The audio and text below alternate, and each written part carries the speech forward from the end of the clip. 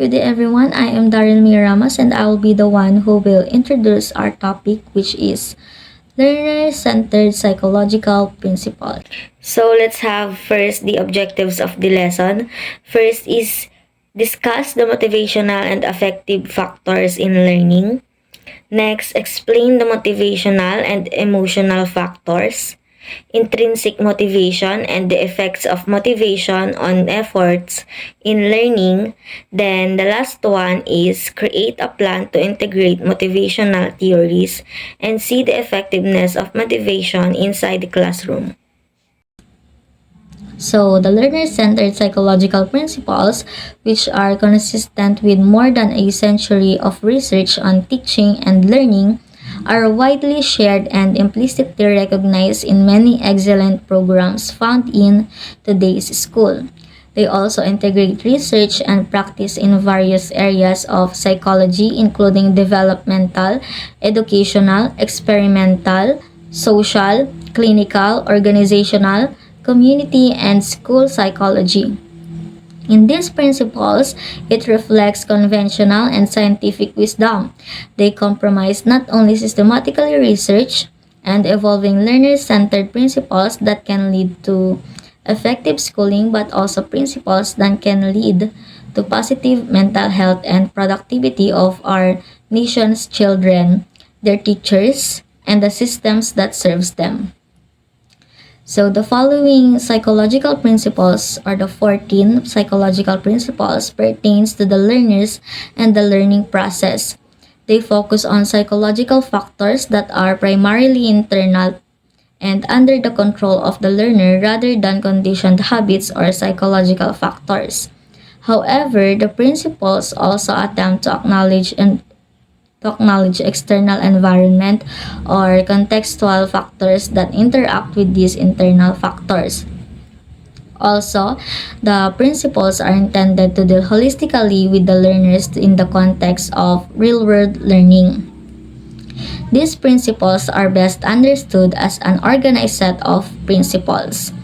So, the 14 principles are divided into those referring to a cognitive and metacognitive, motivational and affective, developmental and social, and individual difference factors influencing learners and learning.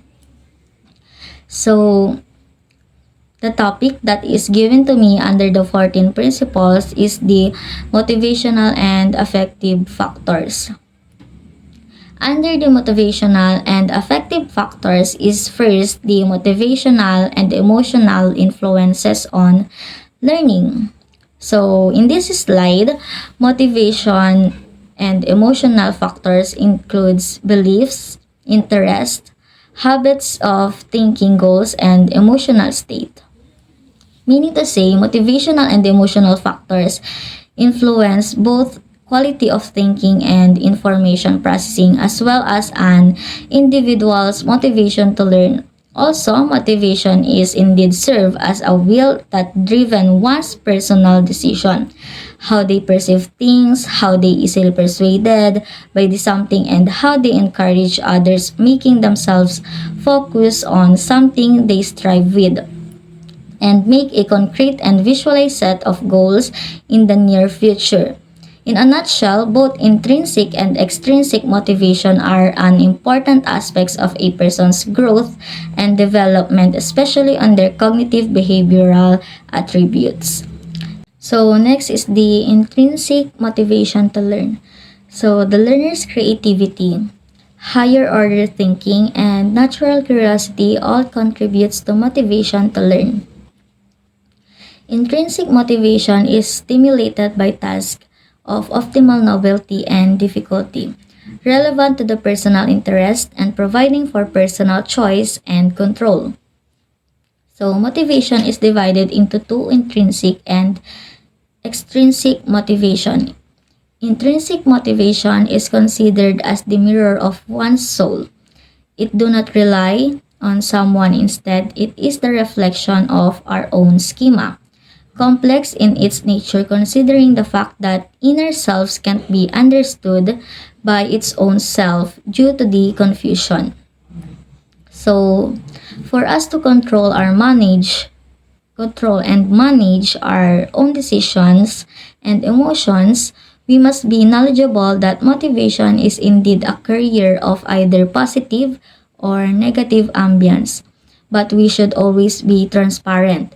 We can use our own strengths to empower ourselves and do different tasks and make out of it. So the last is the effects of motivations on effort. So knowledge and skills requires extended learner effort and guided practice. Without learners' motivation to learn, the willingness to exert this effort is unlikely without a coercion. So, effort is another major indicator of motivation to learn. This acquisition of complex knowledge and skills demands the investment of considerable learner energy and strategic effort. Along with persistence over time, educators needs to be concerned with facilitating motivation by strategies that enhance learners' efforts and commitment to learning and achieving high standards of comprehension and understanding. So, effective strategies includes purposeful learning activities guided by practices that enhance positive emotions and intrinsic motivation to learn. Methods that increase learners' perceptions that a task is interesting and personally relevant. So, individuals learns best when material is appropriate to their developmental level and is presented in an enjoyable and interesting way. Why? Because individual development varies across intellectual, social, and emotion. A person can be more driven and do within its capabilities and best when being motivated. Efforts relies on either intrinsic or an extrinsic motivation.